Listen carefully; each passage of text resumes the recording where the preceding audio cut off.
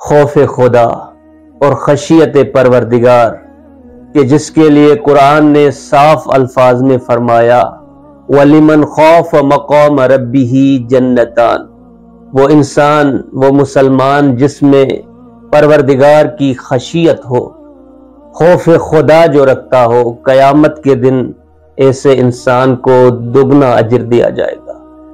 اللہ اکبر۔ سب سے پہلے سامعین اس بات کو واضح کرتا ہوا چلوں کہ خوف خدا سے مراد کیا ہے۔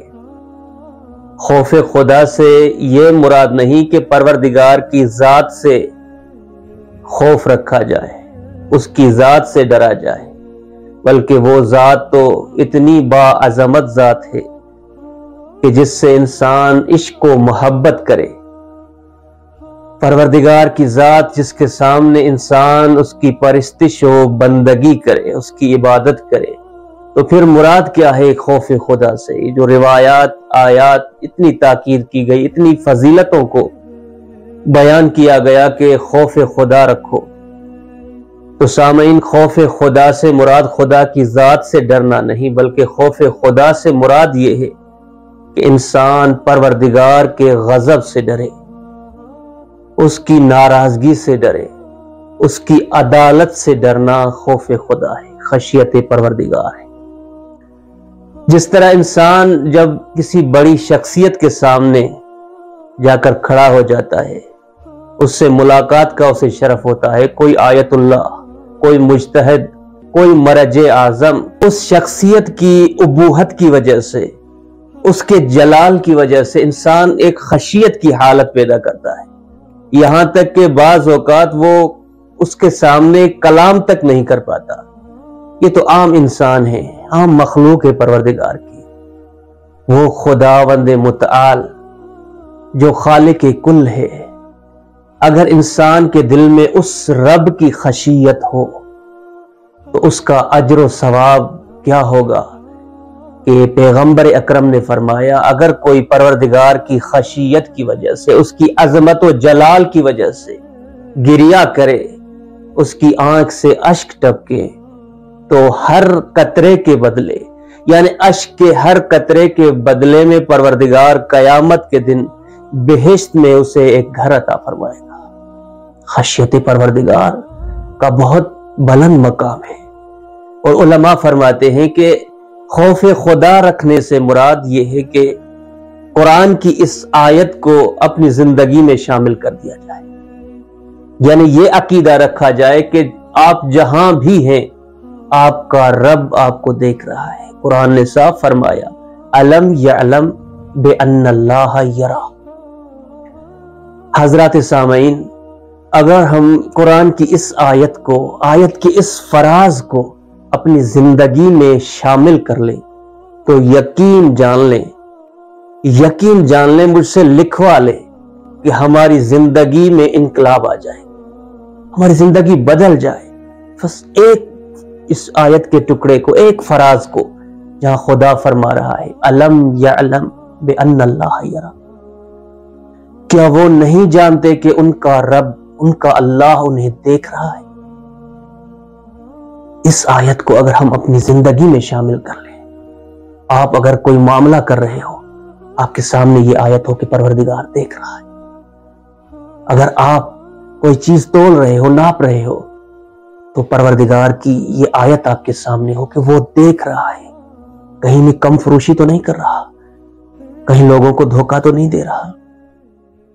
آپ جب کلام کر رہے ہوں، تکلم کر رہے ہوں، صحبت کر رہے ہوں، تب بھی یہ آیت آپ کے سامنے ہو کہ وہ رب تمہیں دیکھ رہا ہے۔ جس طرح حدیث میں ہے کہ ایک شخص فضول گفتگو کر رہا تھا، ابس کلام کر رہا تھا، تو سرکار امیر المومنین نے اسے دیکھ کر کہا کہ شخص، کیا تم نہیں جانتے کہ یہ جو دو فرشتے دو شانوں پر بیٹھے ہوئے ہیں وہ تمہارے اعمال لکھ رہے ہیں؟ جب تم کلام کرتے ہو تو وہ لکھنے میں مصروف ہو جاتے ہیں، اب وہ تمہارے کلام پر منحصر ہے کہ تم اگر اچھا کلام، نیکی کی بات کرو گے تو وہ نیکیاں لکھیں گے، اگر بری بات کرو گے، کسی کی غیبت کرو گے، کسی کی عیب جوئی کرو گے تو وہ گناہ لکھیں گے۔ یعنی جب تک کلام کرو گے تب تک وہ لکھنے میں مصروف ہے۔ اب نیکیاں لکھیں یا گناہ لکھیں وہ تمہارے کلام پر منحصر ہے، لیکن جب تم خاموش رہتے ہو تو وہ فرشتے بھی اپنے قلموں کو روک لیتے ہیں، تو کیوں فضول باتیں کر کے اپنے گناہوں میں اضافہ کر رہے ہو؟ تو انسان یہاں تک کہ اگر کلام کرے، تکلم کرتے وقت بھی اس آیت کو اپنے سامنے رکھے کہ وہ دیکھ رہا ہے، میرا رب مجھے دیکھ رہا ہے۔ سامعین گرامی قدر، انسان کے ظاہر کا پاکیزہ ہونا، خوبصورت ہونا کمال نہیں، حالانکہ شریعت اسلام نے اس کو بھی مطلوب قرار دیا ہے کہ انسان کا ظاہر پاک ہو، باتمیز ہو، لیکن کمال انسان یہ ہے کہ انسان کا باطن، اس کی تنہائی پاکیزہ ہو۔ ظاہر کو پاک کرنے کے لیے تو وہ افراد بھی جو بڑے بڑے گناہوں میں مبتلا ہوتے ہیں وہ بھی کوشش یہ کرتے ہیں کہ وہ خود کو اچھا پیش کرے، پاکیزہ پیش کرے، شریف بنا کر پیش کرے، لیکن کمال انسان کا یہ ہے سامعین کہ اس کی تنہائی پاکیزہ ہو، یعنی اس کے لیے یہ میٹر نہ کرتا ہو کہ وہ کہاں ہے، اکیلا ہے یا لوگوں کے درمیان ہے۔ ہمارے معاشرے میں کیا ہوتا ہے کہ جب ہم تنہائی میں ہوتے ہیں تو تنہائی میں ہوتے ہوئے ہم وہ کچھ کرتے ہیں جو ہم لوگوں کے سامنے نہیں کرتے، یہ اس لیے کہ ہمارا باور نہیں خدا کی ذات پر، اس آیت پر کہ وہ دیکھ رہا ہے جہاں بھی ہو آپ، یہاں تک کہ آپ کی نیت میں کیا ہے، آپ کیا سوچ رہے ہو، تمہارا رب تو اس کو بھی جانتا ہے۔ تو اس آیت کو اگر ہم اپنی زندگی میں شامل کر لیں تو واقعاً ہماری زندگی میں زمین و آسمان کا فرق ہو جائے۔ مولا علی علیہ السلام نے ارشاد فرمایا، البکاء من خشیت اللہ مفتاح الرحمہ، خشیت پروردگار کی وجہ سے گریہ کرنا، بکا کرنا پروردگار کی رحمت کی چابی ہے، کنجی ہے۔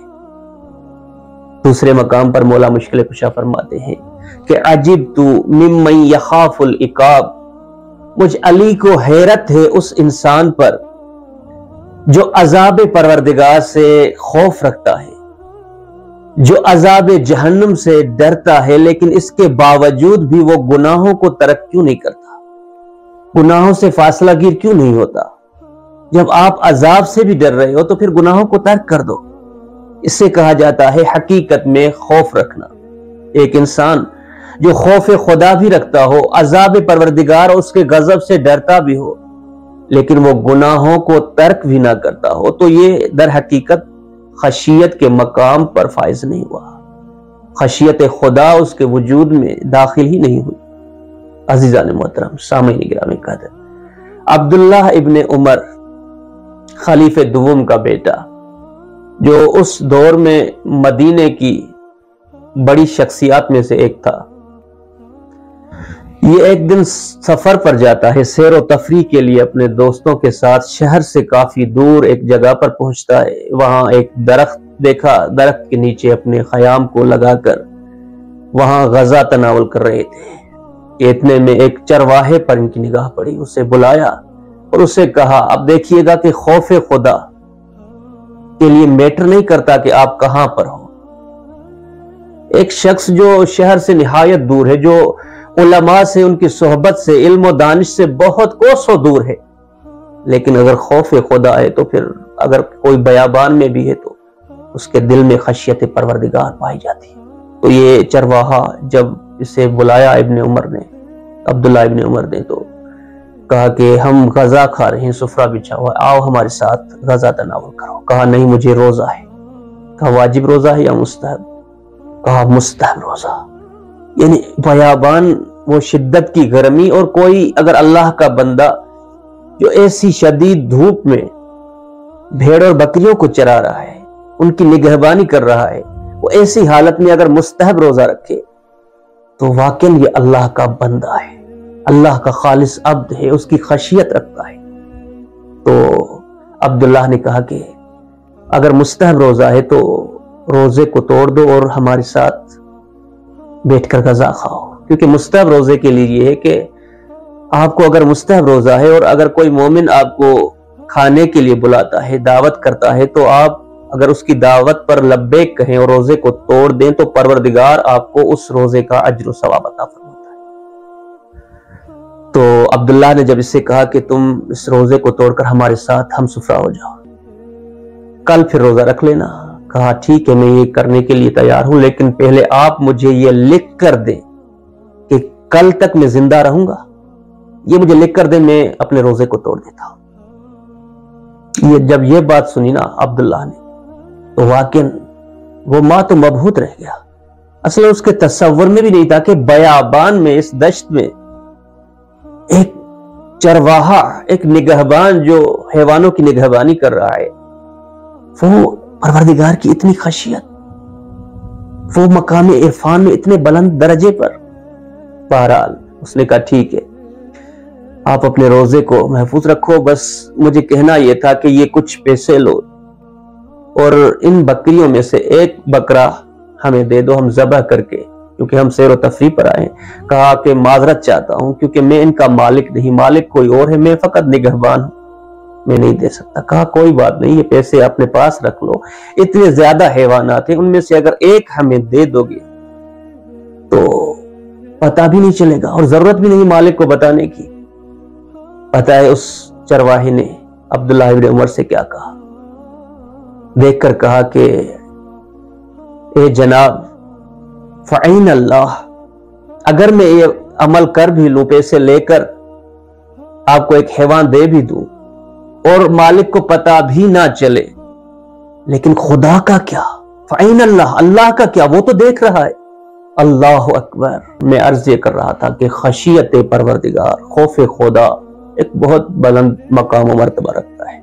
اسی طرح روایت میں ملتا ہے کہ ایک شخص سرکار امیر المومنین کے پاس آتا ہے اور آ کر اپنے گناہ کا اقرار کرتا ہے، کہتا ہے یا علی مجھے دنیا میں پاک کریں تاکہ میں آخرت میں پروردگار کے غضب سے بچ سکوں، عذاب اخروی سے نجات پانے کے لیے میں آپ کے پاس آیا۔ علی سرکار نے 3 مرتبہ اس سے اقرار لیا۔ جب 3 مرتبہ اس نے اقرار کیا تو مولا علی نے فرمایا جو تو نے گناہ کیا ہے اس کی 3 سزائیں ہیں۔ یہ وہی گناہ تھا جو حضرت لوط کی قوم جس گناہ میں مبتلا تھی، آپ سمجھ گئے ہوں گے۔ مولا علی نے کہا کہ 3 سزائیں ہیں اس گناہ کی، ان تینوں میں سے جو تم منتخب کرو گے اسی سزا کو جاری کیا جائے گا۔ پہلی سزا یہ ہے کہ تلوار سے تمہیں قتل کر دیا جائے، دوسری سزا یہ ہے کہ کسی بلندی سے تمہیں نیچے پھینکا جائے، اور تیسری سزا یہ ہے کہ آتش کے ذریعے سے، آگ کے ذریعے سے تمہیں جلا کر تمہارے اس گناہ کو پاک کیا جائے۔ کہا یا علی ان 3 سزاؤں میں سے سب سے زیادہ سخت ترین سزا کون سی؟ سرکار نے فرمایا آگ سے جلانا۔ کہا پھر مجھے وہی سزا دے جو سب سے سخت سزا ہو، کیونکہ میں چاہتا ہوں کہ جب میں اپنے رب سے ملاقات کروں تو میرا یہ گناہ پاک ہو چکا ہو، مجھے اپنے رب کے غضب کا سامنا نہ کرنا پڑے۔ عزیزان محترم، سامعین گرامی قدر، اسے کہا جاتا ہے خشیت پروردگار، خوف خدا، اس کے غضب سے ڈرنا، اس کی ناراضگی سے ڈرنا۔ اور پھر مولا علی نے اعلان کروایا کہ سب لوگ کل جمع ہو جائیں اور اس بندے خدا پر حد جاری کرنی ہے۔ جب لوگوں کا مجمع جمع ہوا اور آتش اپنے عروج تک پہنچی تو اب مولا نے کہا کہ اسے آتش میں ڈال دو۔ یہ شخص آتش کی طرف جا رہا تھا اور اس کی زبان پر اپنے پروردگار سے خطاب کرتے ہوئے یہ الفاظ جاری تھے کہ اے میرے رب، میں تیرے ولی کے پاس آیا، مجھ سے گناہ صادر ہو گیا، میں گناہ میں مبتلا ہو گیا، اپنے دامن کو آلودہ کر دیا تیری نافرمانی کی اس گناہ کے ذریعے سے، لہٰذا اے میرے رب میں خود کو پاک کروا رہا ہوں، مجھے آخرت میں مجھ سے ناراضگی کا اظہار نہ کرنا، آخرت میں میں تیری ناراضگی، تیرے غضب سے بچنے کے لیے دنیا میں اس عذاب کو، اس سزا کو قبول کر رہا ہوں۔ اتنے اشک اس کی آنکھوں سے جاری تھے کہ وہاں پر جتنے لوگ تھے سب گریہ کر رہے تھے۔ امیر المومنین نے اس سے بلایا کہ اے بندے خدا، تو نے اپنے گریہ کی وجہ سے، اپنے اشکوں کی وجہ سے اللہ کے فرشتوں کو گریہ میں مبتلا کر دیا، واپس آ جاؤ، پروردگار نے تمہاری توبہ کو قبول کر لیا۔ اللہ اکبر۔ تو خشیت پروردگار ایک بہت بلند درجہ، بہت بلند مقام۔